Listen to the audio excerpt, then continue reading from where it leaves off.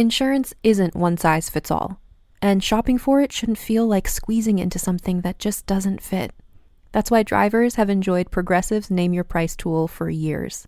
With the Name Your Price tool, you tell them what you want to pay, and they show you options that fit your budget. Enough hunting for discounts, trying to calculate rates, and tinkering with coverages. Maybe you're picking out your very first policy, or maybe you're just looking for something that works better for you and your family. Either way, they make it simple to see your options. No guesswork, no surprises. Ready to see how easy and fun shopping for car insurance can be? Visit Progressive.com and give the Name Your Price tool a try. Take the stress out of shopping and find coverage that fits your life, on your terms. Progressive Casualty Insurance Company and Affiliates. Price and coverage match limited by state law. This is going to be an extremely busy month. I have to watch 104 soccer games, follow the pregame, the postgame, yell useless opinions at the TV. It's a lot. So I knew that when it comes to screening for colon cancer, the choice was clear. The Cologuard Plus test. It can be used at home and can only take 15 minutes, so I can do it during halftime and not miss any action. If you are 45 or older and at average risk, ask your healthcare provider about screening for colon cancer with the Cologuard test. You can also request a prescription at Cologuard.com. What happens when the thing you help build, the one with success, fame, and money, just shuts down? This week, we're talking with Alex Goldman, co-creator of Reply All, one of the most successful and well-loved podcasts of the past 10 years, before Spotify bought it. What does it actually cost to go from corporate salary to patron-supported independence? We hear his thoughts on why virality on social media doesn't translate into listeners anymore, and how he's paying his entire team the same flat rate he pays himself. The creative economy is broken, but some people are still making it work. We're here to find out how. I'm Anna Marie Cox. And I'm Open Mike Eagle, and this is Past Due. So I was in between jobs, and I got reached out to by this company that was doing like some sponsored content about internet security, which is sort of, a wheelhouse, which I'm very familiar with. And I was like, that sounds great. I am not working right now, so I would love to have a decent amount of money for this job. And so I looked up comps, and I gave them an offer. And not only were they like, that's way too much, they basically just were like, we changed our mind. We don't want to work with you. Wow. That's always the fear, is that you're going to price yourself out of whatever opportunity it is. I'm wondering if subconsciously I did it because I was just like, I'm going to ask for as much as possible because this isn't something I particularly want to do. Right. And if I get priced out, then that is a sign that I should not be doing it. I got ghosted once for that kind of thing too. A university approached me about doing something to promote one of their banned book programs, and it actually sounded great. And then I looked at comps and I gave them a number, and they were like, we'll get back to you. And guess what? They never. Luckily, you didn't hold your breath. That's the part we're fortunate about. Yeah. So Mike, do you have a story to share with like corporate world reaching out? Yeah. And it's like it went so well that it confused me kind of story. I was asked to make a couple original songs for a television show. And the amount of money that they offered me to do this made the rest of my life not make sense. Like suddenly I didn't know what to charge anyone for anything because they were giving me too much money to only make 2 songs. It just didn't make any sense to me. And so I don't know. I think about that a lot because I'm like, how do I get there again? It's like a golden fleece. What is my metaphor? Unicorn? Unicorn. It's a unicorn. All right, Alex, we're going to start the show now. Sounds good. You're a podcaster. You come from one of the most successful podcasts of all time, Reply All. Now you're doing something different. You're doing Hyperfixed. But we want to start the conversation where we usually start conversations. It's an awkward place for some people. It can be. And Mike, are we flipping coins, or you've taken on this job? So yeah. I'm happy. I'm so proud of you. I'm a little baby bird, and I can fly now. I can fly. Okay. You've shown me the way. we do start off every conversation with a question. It can be quite intense, but it opens us up to the conversations we're trying to have, which is, when's the last time you were worried about covering your monthly finances or expenses? Expenses is the better word. Last month. Last month. Okay. Yeah. Okay. Yeah. Last month, I put $5,000 of my own money into the company in order to make payroll. Okay. And how long into the company is this now where you found yourself in that position? Let's see. So I incorporated in June of 2024. Okay. So about 2 years. I mean, we only started making shows like weekly episodes in November of 2024. So, a year and a half, maybe. Okay. And how have you been able to make it work? Like what you went from, again, Reply All, a radio show that I think one of those that people can say to their parents and be like, hey, I heard something on Reply All. and it went outside like the heavy podcast listener stream, right? And you've gone to something completely independent. So what did it take for you to make that leap? What it took was the entire podcast industry collapsing in on itself. Okay, yeah. All right. I mean, I think what happened is I worked for a company called Gimlet, which was started by Alex Bloomberg, who is a 20-odd year veteran of This American Life, wanted to make documentary style reporting stuff, and was really dedicated to it and really believed in it. And then we were bought by Spotify in 2019 or something.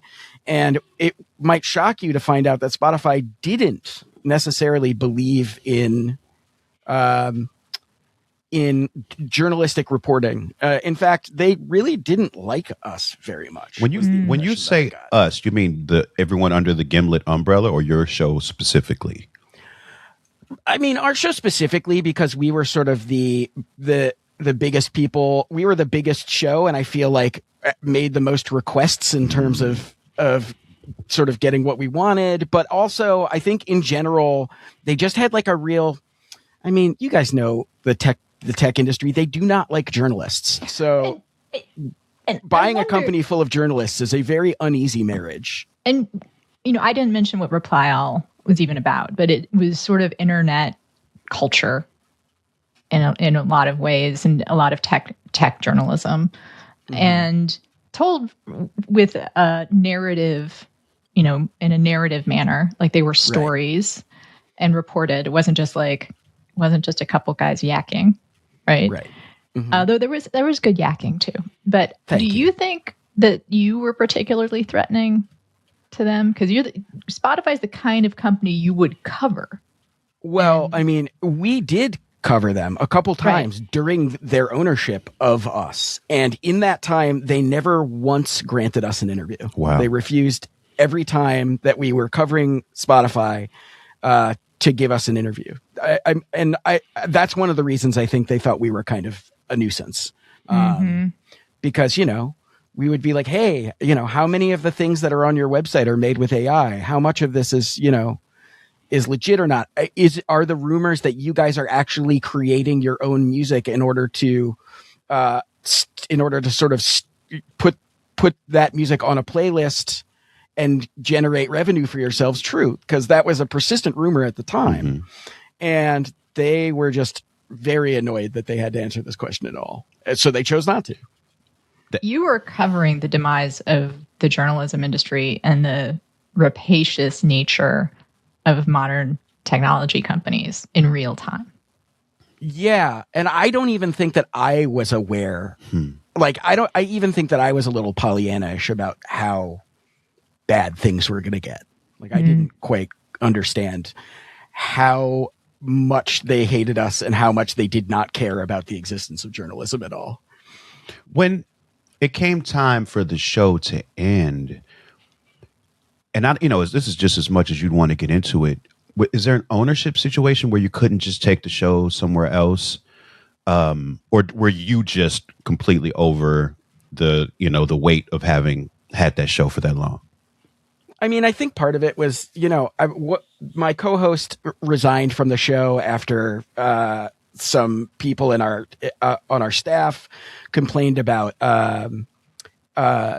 mistreatment, bullying behavior, and so I didn't particularly want to be yoked with that. But Right. independent of that, when Spotify was purchased, we had my co-host and I had 25% ownership stakes in Reply All, and the other 50% was owned by Gimlet, and which was a sweetheart deal that we got because we were the first show, and like the whole model was unproven and no one had any idea whether it was going to work or not. So when Spotify came along, they were like, no, you cannot own this anymore. In order for the sale to go through, Wow. you need to own 100% of the show. So they owned 100% of it. We did not get any of it. And what did you do when it all got shut down? What did I do when it all got shut down? That is a very good question. I spent a couple years kind of floundering, trying to figure out what to do with my life. And I have to be honest, when we quit, I was like, well, I'm coming off a massive success. How hard could it be? Like, I'm king shit a fuck mountain. How hard could it be for me to go find another show, to go find someone who's willing to fund another show? But every time I reached out to someone and I was like, hey, here's my crazy idea. Give me, $500,000 to try and make this thing. And I'll make something really impressive because I have this pedigree behind me that you should believe in. They'd be like, we could do that. Or, what if you did a chat show instead which came out several times a week? And I was like, I don't really know how to do that. And that's not what my audience is looking for. Like, people who liked Reply All are not going to listen to the show that you're describing. But that sort of was every conversation I had. And I was just kind of obstinate for a while. Like, Reply All ended in 2022. And I would say for 18 months, I was just like, well, I just need to find the right partner. And I think the thing that was the starkest was I got approached by a production company who was like, hey, we'd be interested in doing a show on fandom and fandom culture and interview people for that and blah, blah, blah. And I was like, oh, that sounds right up my alley. I would love to do that. So we piloted, I think, 2 episodes, and they were looking for a partner to produce it. And they spent 6 months or so telling us, we've got some leads, we'll get back to you. And then finally, when they did get back to us, essentially said, we couldn't find anybody who is interested. Here's our idea. You make a first season of 18 episodes and we'll pay you $500 per episode. And I was like, guys, I wrote back and was like, I don't know how else to say this, but that's pretty insulting. I'm sorry, I'm not going to be doing that. And I was like, I can't do it for less than like $1,500 an episode. And they said, we'll get back to you. And I never heard from them again. I kind of want to talk about the podcast implosion, because that's something that I also got exploded in. I got hit by shrapnel. I still kind of look in my wounds about it, honestly. How would you describe it? Because I have a story in my head about what happened, but I'm curious what your in the middle of it all version of it is. I think there were a bunch of contributing factors. It's really hard to pinpoint it to one thing. I think if I were to narrow it down to a few, the belief was that you could take a podcast like Reply All, which was narrative and sort of heavily focused on narrative, and it could be great fodder for film and television options.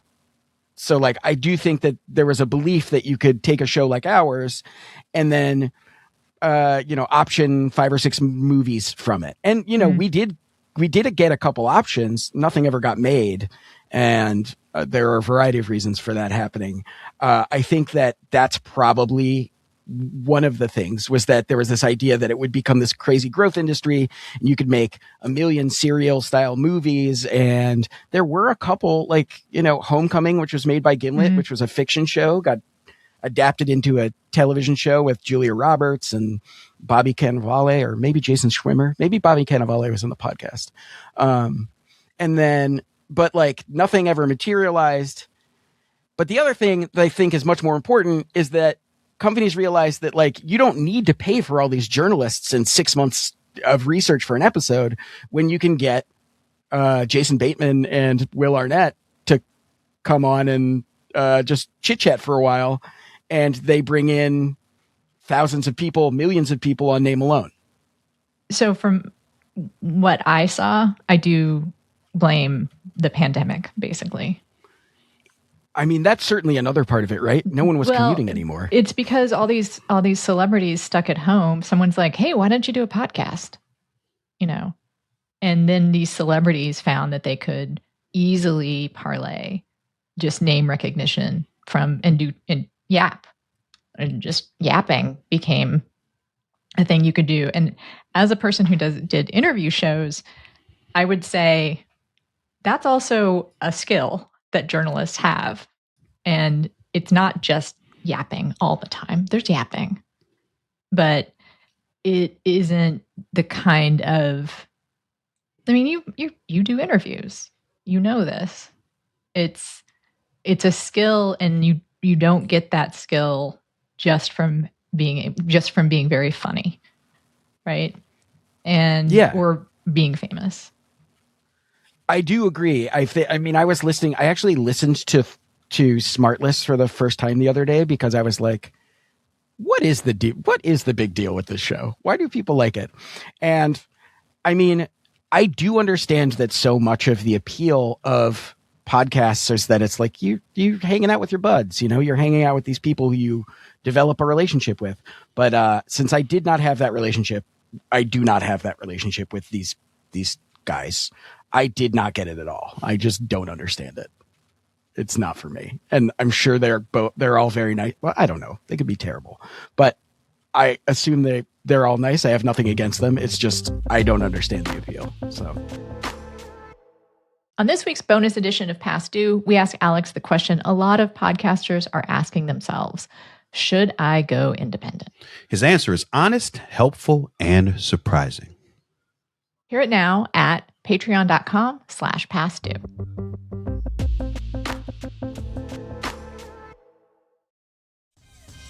Welcome to a new era of baseball's great spectacle. The T-Mobile Home Run Derby, live on Netflix. The biggest sluggers in baseball put their talents to the test on All-Star Weekend. Raw power meets star power. Big swagger meets bigger slams. And you don't swing to make contact. You swing to make history. Watch the T-Mobile Home Run Derby live on Netflix this Monday, July 13th at 8 p.m. Eastern, 5 p.m. Pacific. Adobe Firefly is the all-in-one creative studio with AI-powered image and video editing for today's creative process. Built for creators of every kind, Firefly helps you generate, edit, and experiment fast. Because the asks aren't getting smaller, the budgets aren't getting bigger, and the timelines, still tight. With all the best creative AI models in one place, Firefly brings your ideas to life. Unlock a better way to make with Adobe Firefly.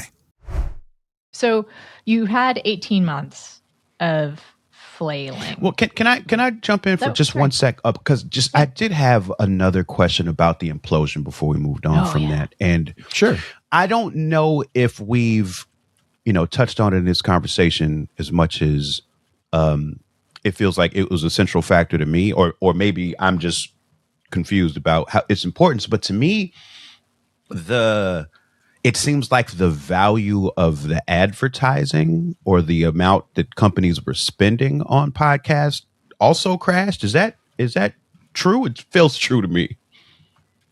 I can't speak for companies outside of Gimlet, but one thing I can tell you is that the way they positioned themselves in the market early on was like, oh, we're going to be the HBO of podcasts. Like, we're going to do like prestige audio drama and audio stories.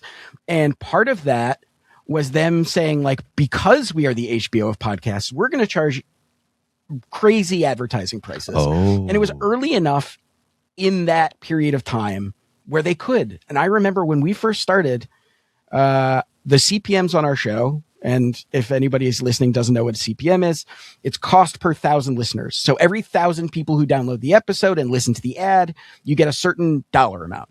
Right now, for me, my CPMs are like $25. So every 1,000 people who download the show, I get $25. Well, I get 70% of $25 and 30% goes to the people who saw my ads. Sure. But when we were at Gimlet, we were charging, I think, between 65 and 75. Wow. So about 3 times as much. And I think, yes, there was a deep depression in online advertising. And I am not smart enough in, economics to understand what changed exactly. I don't know if it's just that the market became so full of competitors that they were able to charge lower prices, but it is distinctly different than, say, 2017, when we were sort of at our peak at Reply All. Do you think that any of this at all has to do with de-skilling what it takes to be a podcaster and maybe even AI?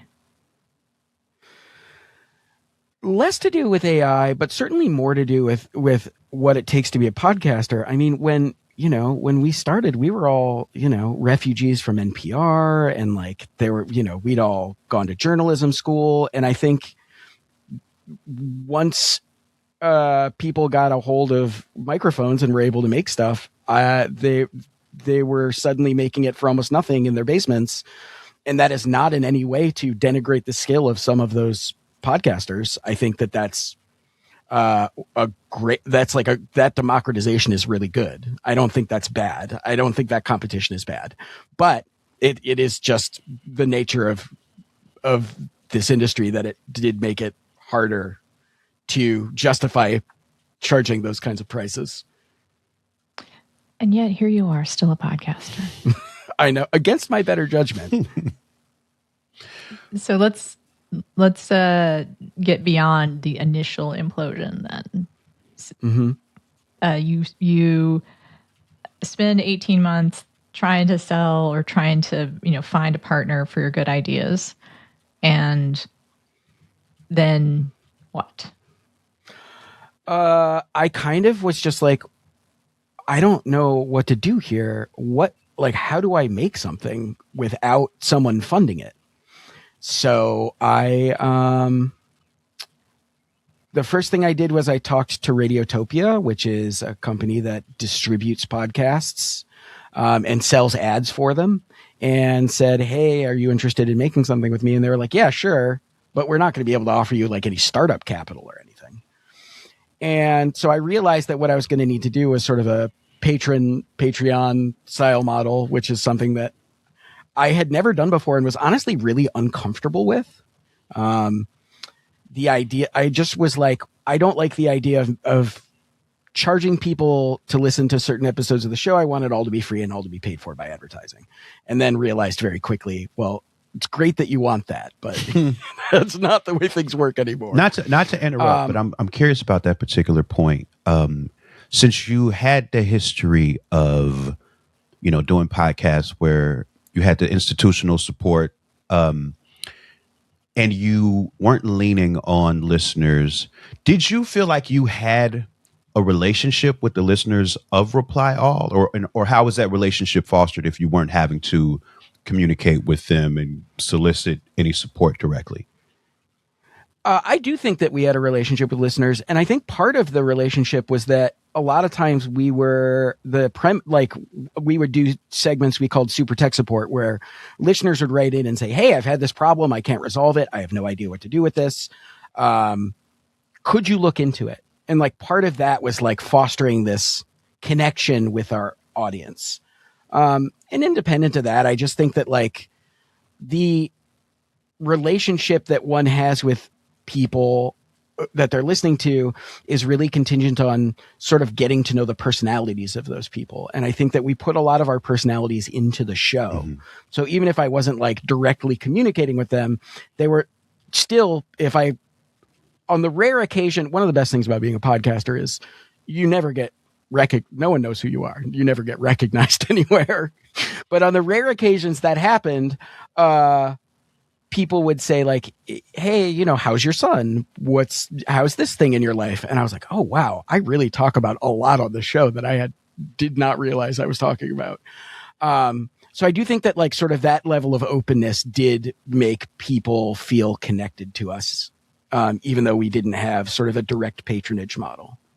Okay, so I just didn't want to interrupt too much. I did want to hear you continue talking about how you landed on your new endeavor. Oh yeah. So I spoke to a company called Supporting Cast that essentially does payment processing for people who are doing Patreon patronage style model. And they offered to give me a loan. Okay. And it was that loan that made the show possible. Basically, for the first year it was in production, they agreed to a fixed amount of money that they would give me every month, and I would be trying to get my patrons together and get my dollar amounts up. And the way it worked was any patron money that came for the first year went straight to them. And then afterward, if there was any money left over on the loan was for $200,000. Okay. And at the end of a year, I think I had about $25,000 left on it. And they are now taking a little, like 12% or something until I pay it back, which should be by the end of this year. Wow. That seems impressive to me. But you needed that to get going, which is a pretty hefty amount. I mean, let's be honest. And you have staff that you're paying with that? Yeah, I have 2 full-time producers, 1 part-time producer, and then, I'm paying for a million different little things like apps that we use, transcription software, the Riverside, which is what we're recording on right now. And then I pay an engineer to engineer every episode. I pay for some music that I use. It adds up. So what's your monthly outlay? Probably about, I would say between 20 and 25,000. That's about right. And can I just ask, what are you bringing in from patrons? What I'm bringing in from patrons, that's a great question. Give me a second here. Because you're patron supported and not ad supported. Well, we do have ads as well. So okay. We've got a combination of the two. According to this right now, my monthly recurring revenue is about 10,000 from patrons. And then it's like usually around 10 to 15,000 on via ads. So my margins are razor thin if I have margins at all, which is why I had to put $5,000 into the company last month. I was going to say, so are you making money at all, or is that part of what you pay for a month as your salary? I personally have not taken my salary since September of last year. I'm kind of not making money until such time as, I've paid off this loan. And also the other thing that you have to consider is that money comes in irregularly. Right. For example, we got a huge sign up when we announced the show, and a huge sign up when the first episode kicked off. So in September and November, I get a ton more money than I do in the first quarter of any year. And so those are really tight. And then when September and November come around, I will be paying myself back for not paying myself for the past year, basically. And so the position you found yourself in, where you've had to put in 5,000 of your own money to get the business through, is that because of a particular lull, or I guess, are you able to foresee that? Are you able to foresee the revenue getting to a point where you don't have to do that, or is that something you feel like you're going to have to do from time to time, based on how things are operating now? My genuine hope is that I don't. Like, I have clear ideas of what I need to get to. It's just been a lot harder than I expected. Initially, when I started the show, I was like, I need 10,000 patrons, 200,000 listeners. And I was like, I can do that in a year. That's 1/5 of the Reply All listenership. That should be no problem. So you had 1 million listeners. We had 1 million per episode by the end of the show, which was big. Let this be a lesson to you. If you have a successful podcast, don't wait 2 years to start another one. People forget about you. But right now we're at about 100,000 listeners and about 3,500 subscribers. So we've got a ways to go. But I also have a incredible team of people who are working for less than their worth for 2 reasons, I think. One, they believe in the show in terms of its potential to grow. And the other is that, like, I obviously can't offer them money. We are all getting paid the same amount. I'm not paying myself more than anybody else. We all get the same amount, which is basically like a day rate.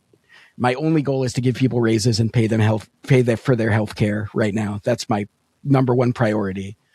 But the thing, since I can't offer them a huge salary or benefits right now, what I can offer them is like the respect and freedom to make a thing that they're proud of and to give them ownership of the stories that they're making. And, you know, if it were ever the case that a story got optioned from this show, I would be giving 100% of the option money to the people who produced the story. Wow. I would not be keeping it for myself, because it's kind of the least I can do considering what they're working for at the moment. I have to think, and I wonder if you agree, that another reason why this is working out in terms of paying them less than they're worth is that the job market right now for journalists is pretty miserable. Not that it isn't a wonderful project and people would be proud to be a part of it. I'm not offended by that at all. That's very true. But I think I'll just say, present company included, we're all working for less than we're worth right now. I mean, I think that, you know, it was a very strange thing because so Gimlet was purchased by Spotify. I decided I didn't want to do Reply All anymore in the spring of 2022. The show ended in the summer of 2022. And then summer of 2023, Spotify shut down Gimlet Studios, fired almost everybody. Wow. And suddenly 100-something of my friends were unemployed.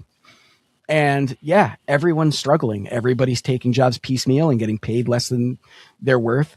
And there's certainly a huge shock to that when you go from working at a massive tech company with seemingly unlimited money to working by yourself and just trying to make ends meet, you know?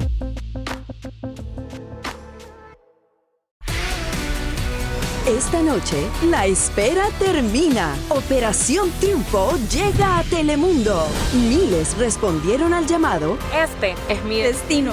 Pero solo unos pocos llegarán a la Gala Cero. Aquí todo el mundo está ready. Aquí hay nivel. ¿Quiénes serán los elegidos? Me voy a ganar mi lugar en la Gala Cero. Descúbrelo en el gran estreno de Operación Triunfo Estados Unidos. Esta noche a las 7:06 Centro por Telemundo y Peacock. Choice Hotels get you more of what you value. Comfort Inn, it's calling your name. Save on the stay. Oh, and free waffles are yours to claim. Book direct at choicehotels.com. Can we talk a little bit more about the creative of your new endeavor? Like, since you just talked about it as, you know, multiple producers making multiple stories. Are there different podcasts on the thing that you are developing, or is it all just under the umbrella of the Hyperfixed podcast that you do? It's all just Hyperfixed. I do have a side project where I'm watching every movie in the Amityville horror franchise, but that has nothing to do with this. That's just I want to talk fun. About that after you finish talking about Hyperfixed. I have on my bookshelf right now the Amityville horror book, which I did. Oh, okay. Yeah. Well, then we should talk about it. You should come on. You should watch one of the movies with us. I do. I'm one of the rotating kind of guests for the Losers Club, the Stephen King podcast. Oh, yes. Then definitely you need to come on. Yeah. Definitely. So I have an interest in horror. So the way the show works is that listeners write into us. The whole premise of the show is listeners write into us with their problems, and we try and fix them. And their problems can be small stuff. It can be personal stuff. It can be technical stuff, and we will try and fix it. So, if I could give some examples, a listener wrote into us and said, "Hey, we used to go to this neighborhood bakery for decades. I grew up in Brooklyn. I went to this bakery for decades. I loved this cake they made. The bakery shut down with no warning, and no one seems to be able to recreate this cake. What do we do?" So we ended up using their recollections and photographs of it and taking them to, what's her name? Claire Saffitz, the baker who used to work at the New York Times and is now has her own YouTube channel. And she helped us recreate the cake based on their recollections of it and descriptions of it. And it took a ton of work. I had to drive up to her house, which is upstate, and then drive to the Rockaways and give the family their cake and watch them eat it and cross my fingers and hope that it worked. So that's an example of one. We just got one that we're working on right now, which is a woman who is a retail pharmacist, and that is a very thankless and difficult job. And one of the things that helped her get through it was this guy who made a podcast about retail pharmacy and how thankless and difficult it is, and had people write in. And she was just like, it made me feel less alone. And then that guy one day made a 9-minute podcast episode, which basically said, "I'm going through stuff. I can't make this anymore. I've quit my job. I want you all to keep fighting." And then disappeared. Wow. And this was 4 years ago. And she was like, "I need to know if he's okay." Wow. So I found him and reached out and connected with him, and then he's doing all right. I don't want to spoil it because that one's not out yet, but that's the kind of stuff we're working on. It can be small, it can be big, it can be emotional, I'm working on a story right now about why a Logitech mouse stopped working. A certain brand stopped working for everyone across the world because of a mistake Logitech made. Because the listener was like, "How can my mouse just stop working because of a mistake someone made at Logitech headquarters?" Seems like a very poor design. So that's the kind of stuff we work on. So it's all under the Hyperfixed banner, but everybody is kind of working on reporting out each story independently. I see. You just reminded me of something, because you said retail pharmacy podcast and my brain exploded a little. And then I remembered something. I just put out a song that's called Concrete. And I tend to make these little social media videos of little random stuff to support music. So I was looking up videos of Concrete, and I stumbled upon these guys that do a concrete podcast. They do literally do a podcast about mixing concrete. Now, that's neither here nor there, but I was crazy reminded of it. I mean, there really is one for everyone. Okay. Honestly. Two things. One is one of the accounts I follow on Instagram is this woman who's a subterranean engineer, and she's building a tunnel under her house. Yeah. I know this lady. Okay. Yeah. I'm new to this. This is new to me. She just started digging a tunnel under her house, and she's made it massive. And there was a period of maybe almost a year where she had to stop because the city came in and we're like, "You cannot do what you're doing." And then she was like, "All right, well, I'll file for the necessary permits and I will go through all of the sort of bureaucracy in order to make this possible." And she got the go ahead, and now she's just digging her tunnel again. Not for any purpose, just hugely deep. And also she has all these problems with it. It has, she hits water, so she needs to funnel water out. She discovers that it's more efficient to mix her own concrete. So she has to get the mechanisms for concrete and build this crazy tube. Have you seen this, Alex? She has to build this tube that doesn't bring the concrete down, but brings the sand down so that she can then mix the concrete where it's going to be poured. It's fascinating. Even just figuring out how to get stuff out of the hole has been. Yeah, she has to do that too. It's been really fascinating. And she has almost these ASMR videos where she just takes these huge chunks of granite and taps at them until they break. Wow. Anyway, but love her. I do wonder how she makes a living. If she's like an engineer in her spare time, or if somehow this is generating enough income for her. And then the other thing I just wanted to add at the end is that retail pharmacy is actually kind of fascinating in terms of what a shitty job it is, and yet how important it is. That this is the new primary interface that people have with the healthcare system. Wow. Yeah.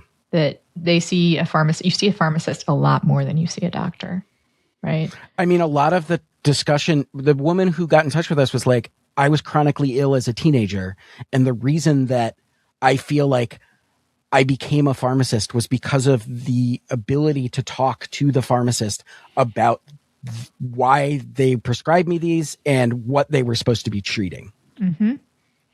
Yep. So, and they're definitely. really poorly paid. They're really, they're kind of beat up by the healthcare system as much as anyone.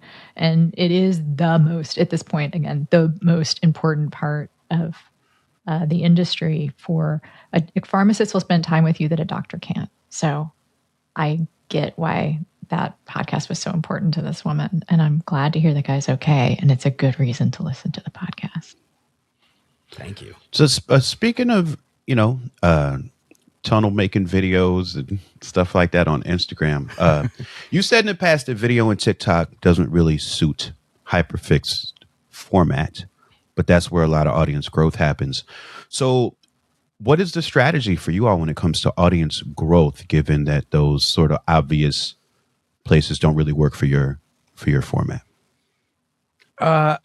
The strategy is still to be determined. Copy that. I have my notepad out, so. I mean, again, like for the first couple years that I would say for the first year that the show was out, I was operating on the playbook that I used in 2016 when the market and the way people consume media was like totally different. So in 2016, the way we got audience was we would collaborate with another show or have one of our stories appear on another show. We had, I think, 2 stories on This American Life and 1 on Radiolab. And each time we would pull in about 40,000 new listeners, like just a massive amount. Mm. So I was like, no problem. I know the guy I know people at 99% Visible. I know people here. I know people there. I'm going to go ahead and do that. And we would do it. And it like wouldn't move the needle at all. Because I think people just have their listening behaviors and it's really hard for them to get out of those. And the other thing I think is that the like video clip economy is no longer about pushing people in the direction of the thing you're making. The clip is the moneymaker. Right. The clip is the value prop, right? I mean, we had an Instagram story or Instagram reel go viral where we got like 1 million views or something like that. I think we picked up 100 Instagram followers. Like it's like non-existent. So if I want to make money from those, it would be making enough of them that, that they end up, sort of that we catch virality and people like those specifically. So I still don't really know the answer to this question. We did do a collaboration with Planet Money a couple episodes ago. And I would say that brought in maybe 3,000 to 5,000 new listeners, which is like huge. Right. That's great. But it's just such a different environment. And the other thing that I haven't really mentioned that I think is definitely a thing is that, I just think that people's attention spans are not the same. The appetite for 30-minute documentary radio stories is not the same as it was 10 years ago. Even for me, like I definitely am a victim of TikTok attention span syndrome where I'm less I have less appetite for that kind of stuff. So I don't know. I'm still figuring it out. I hope I get there.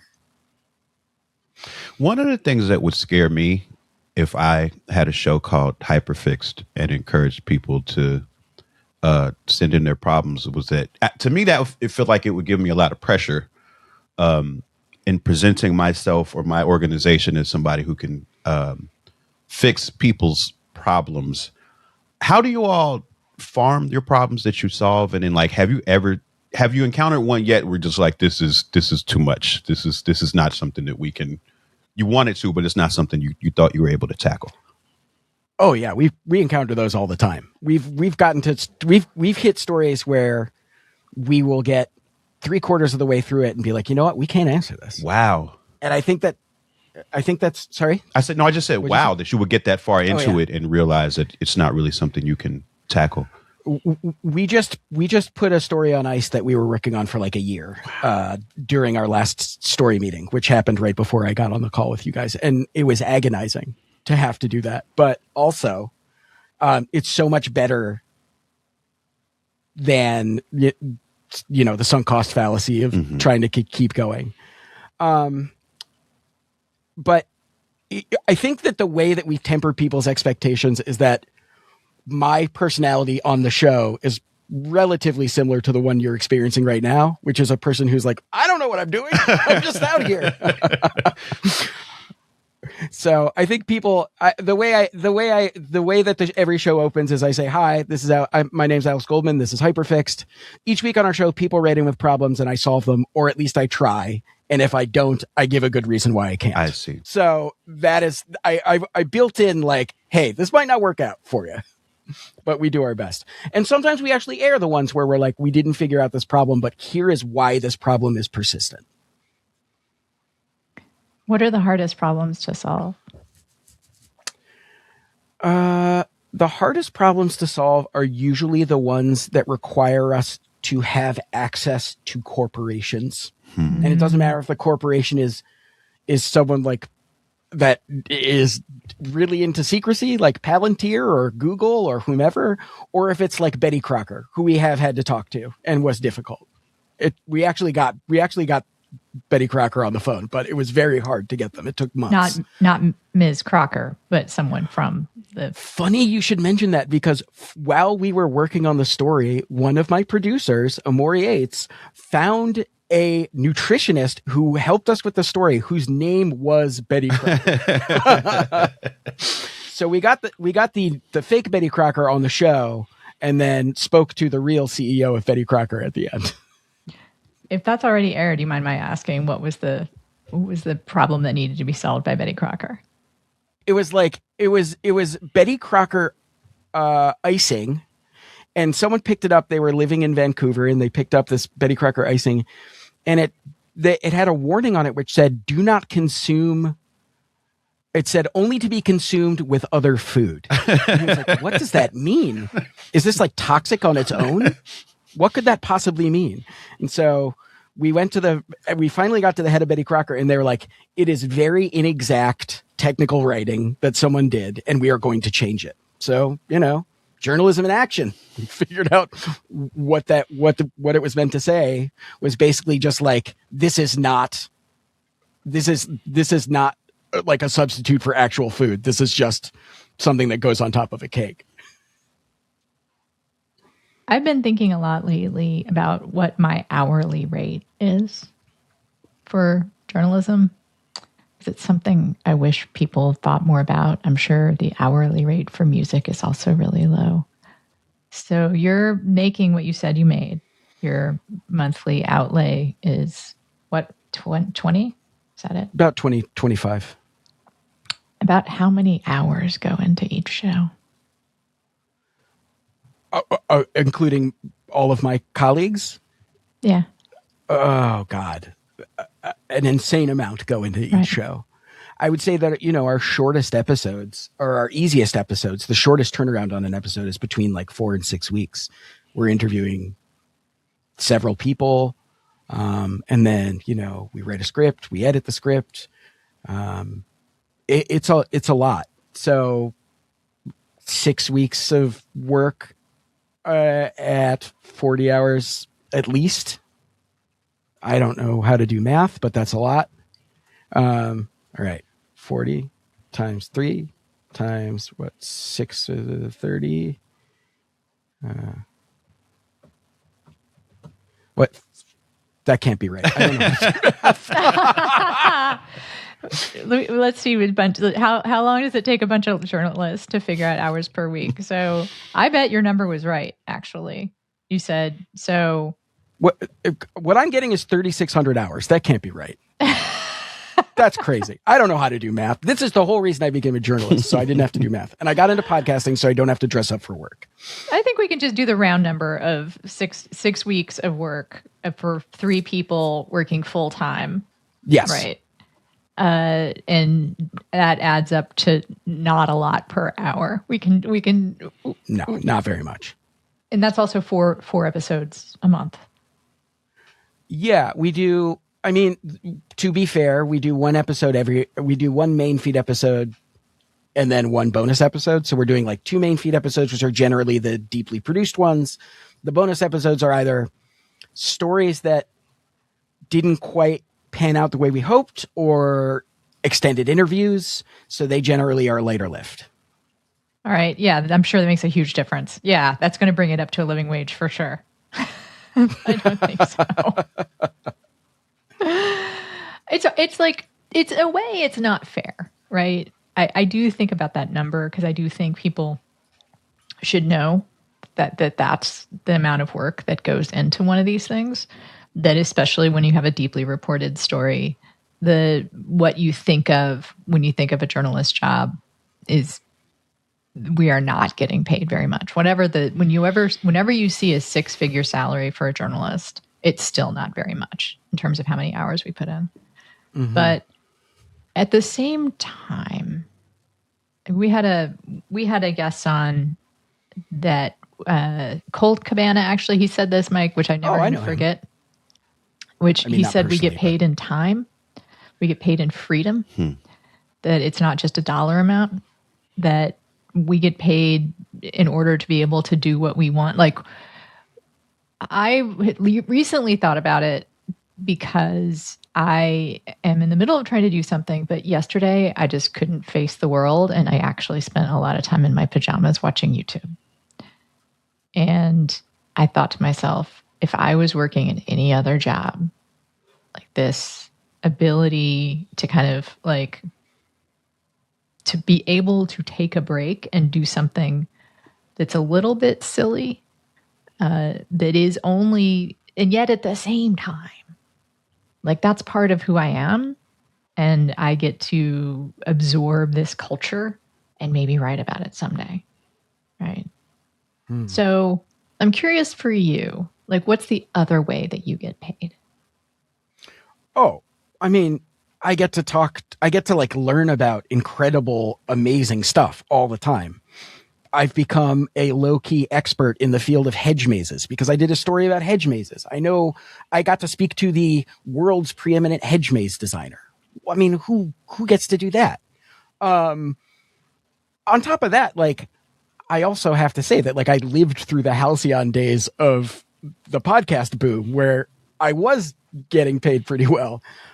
Probably more than I certainly more than I ever expected to get paid. So money comes and goes.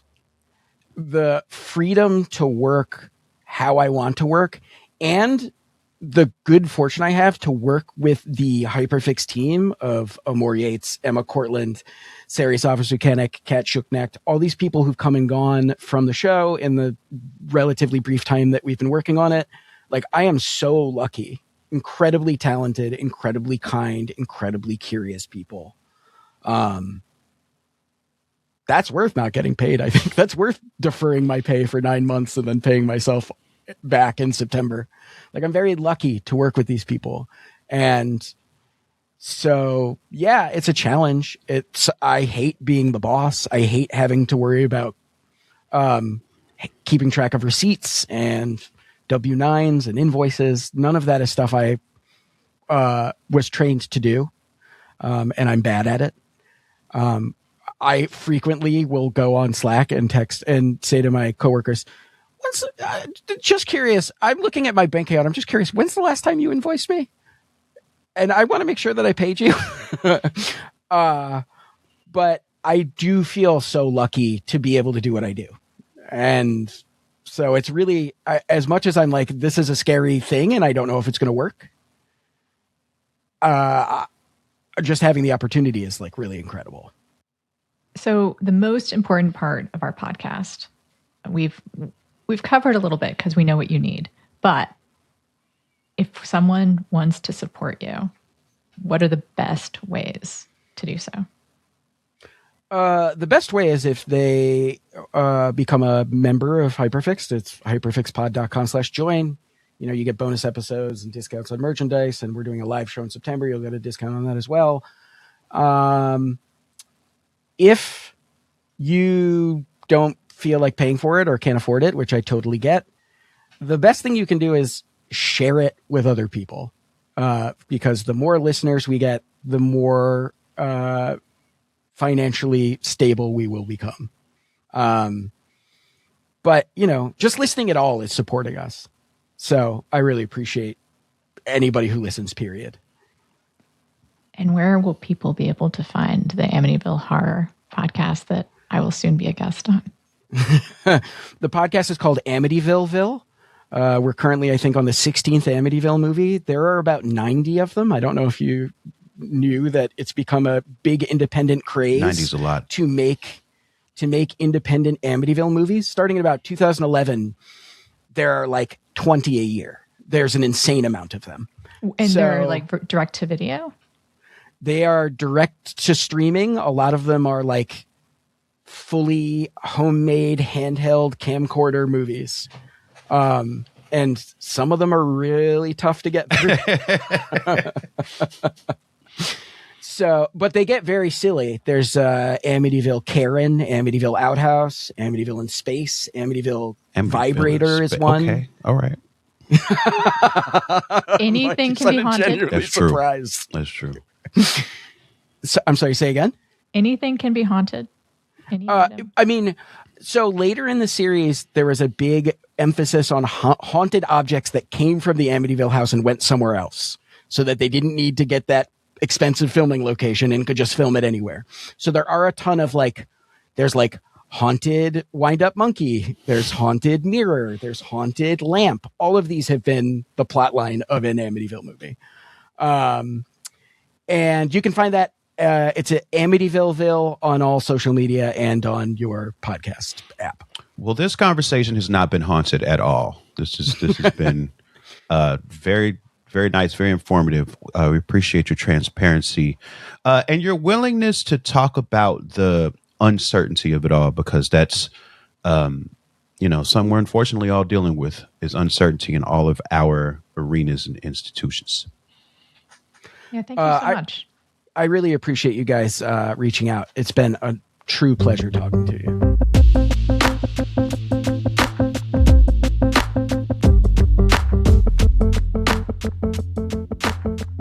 Hey, Anna. Yeah. It's plug-in time. I know yours and you know mine. Uh-oh. So that means that I'm going to point people to a thing you're doing called the Lithium Diaries. You're chronicling your journey with lithium on your Patreon, which is patreon.com/AnnaMarieCox2. You got it in one. I got yours. No pressure. It's easy though. You have a new album This is true. out, and it's coming out in August. That's true. What's the date? 14th. 14th. And it's called Doomed? Doomed with an exclamation point. Doomed. Okay, I'll get it right next time. Doomed. I gotta record you saying that. That sounds good. Drop that on stage. Doomed. Doomed. It's pretty good. See, your rich voice just doesn't it doesn't sound as urgent. That's true. I think. That's true. Like yours sounds palpable. You can hear the doom.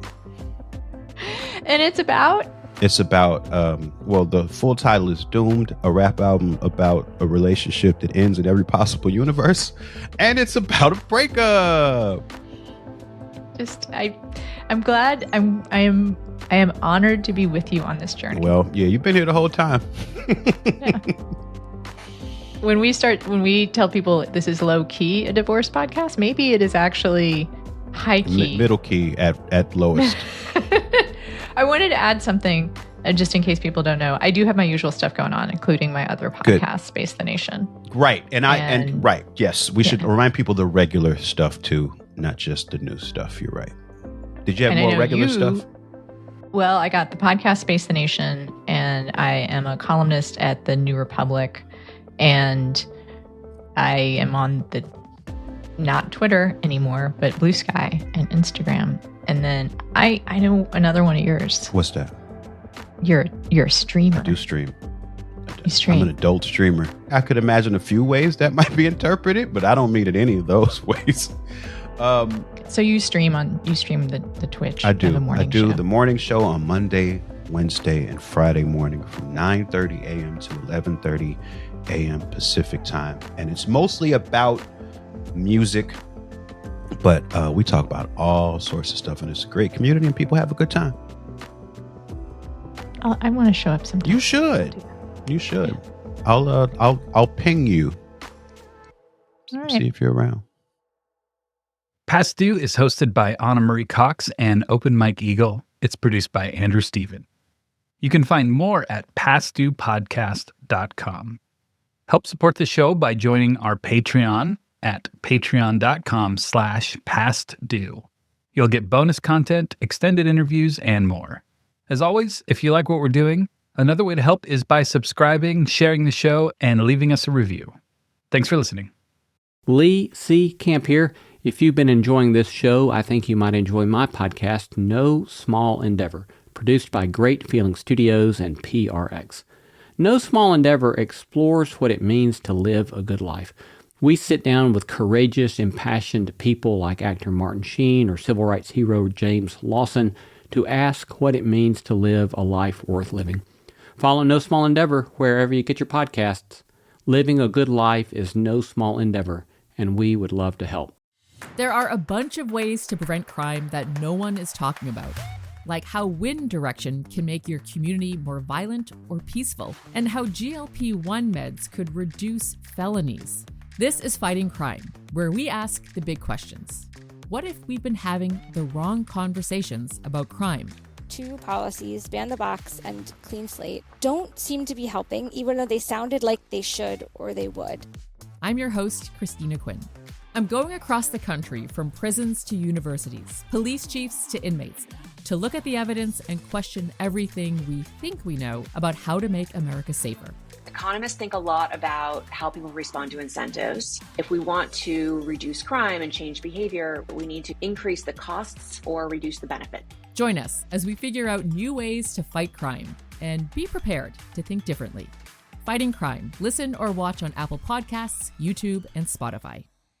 If you're looking for some of the sharpest takes on film and television, I hope you'll tune in to Critics at Large from The New Yorker. Over here at Critics at Large, we like talking about what we loved, but crucially, what we hated about what we're watching. But even more, we like making sense of what's happening in the culture right now and how we got here. Join us as we make our way from Eddington to Moby Dick, from Ted Lasso to the rise in therapy speak, from The Pit to Luigi Mangione. It's Critics at Large from The New Yorker, wherever you get your podcasts.